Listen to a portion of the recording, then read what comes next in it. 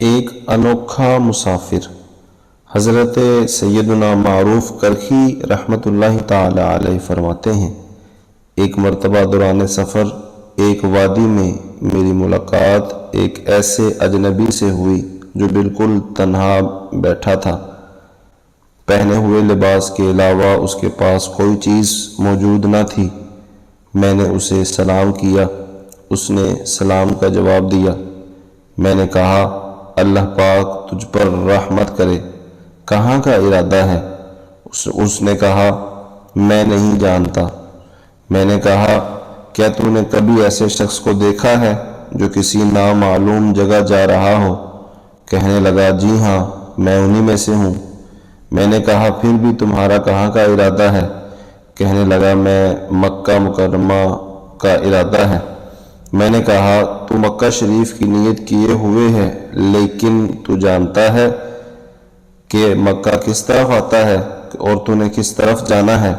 اس نے کہا، جی ہاں، واقعی ایسا ہی معاملہ ہے، کیوں کہ بارہا ایسا ہوا کہ میں مکہ شریف کی کثرت سے چلا لیکن طرطوس پہنچ گیا، اور کئی مرتبہ ایسا ہوا کہ میں طرطوس کی طرف چلا لیکن مکہ مکرمہ پہنچ گیا، اور ایسا بھی ہوا میں بصرہ کی طرف چلا لیکن کسی اور مقام پر پہنچ گیا۔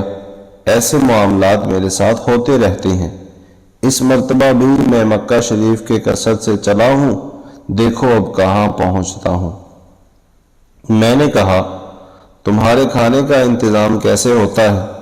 کہنے لگا، یہ معاملہ ایک کریم کے ذمہ کرم پر ہے، جب وہ مجھے بھوکا رکھنا چاہتا ہے تو کھانا موجود ہونے کے باوجود میں بھوکا ہی رہتا ہوں، جب کھلانا چاہتا ہے تو بغیر کھانے کے بھی میں سیر ہو جاتا ہوں۔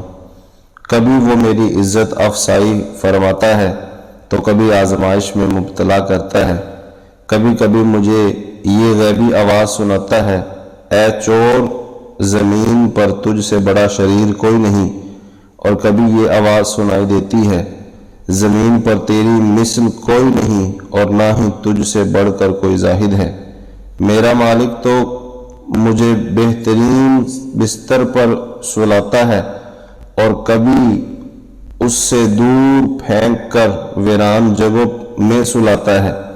میں نے کہا، اللہ تجھ پر رحم فرمائے، وہ کون ہے جس کے متعلق تو گفتگو کر رہا ہے؟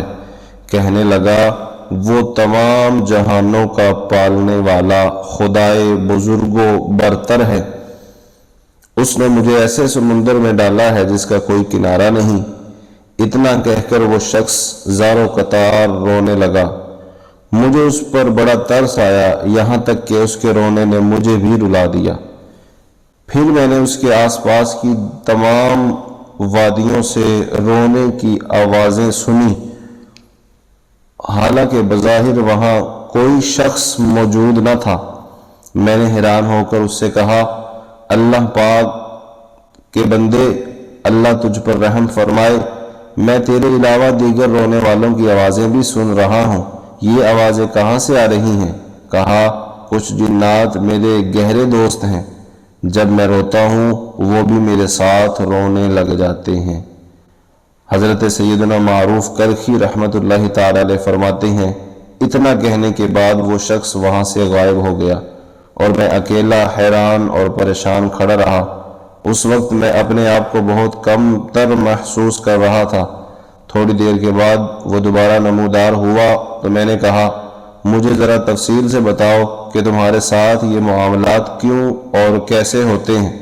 یہ سن کر وہ بہت گھبرایا اور چونک کر بڑے سخت لہجے میں کہا، اے چور، کیا تو میرے اور میرے مالک و مولا عز و جل کے درمیان رکاوٹ بننا چاہتا ہے؟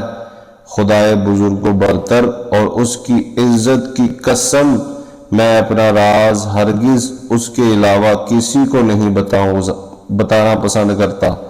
اتنا کہہ کر وہ بندہ غائب ہو گیا۔ اے ناظرین، اللہ رب العزت اپنے بندوں کو طرح طرح کی صفات سے متصف فرماتا ہے۔ اور طرح طرح سے ان پر اپنی رحمتیں نچھاور فرماتا ہے۔ کسی کو رلاتا ہے تو کسی کو ہنساتا ہے، کبھی خوشیوں سے دامن بھر دیتا ہے تو کبھی رنج و غم میں مبتلا فرما دیتا ہے، کبھی بھوک و پیاس کے ذریعے اپنے اولیاء کے درجات بلند فرماتا ہے تو کبھی ایسی ایسی جگہ سے رزق کے خزانے فرماتا ہے جہاں سے وہم و گمان بھی نہیں ہوتا۔ بہترین انسان وہی ہے جو اس کی رضا پر راضی رہے اور اس کے حکم پر اپنی تمام خواہشات قربان کر دے۔ جو خوش نصیب ایسا کرتے ہیں وہ دنیا اور آخرت میں سرخرو ہو جاتے ہیں اور ہر قدم پر کامیابی ان کے قدم چوم لیتی ہے۔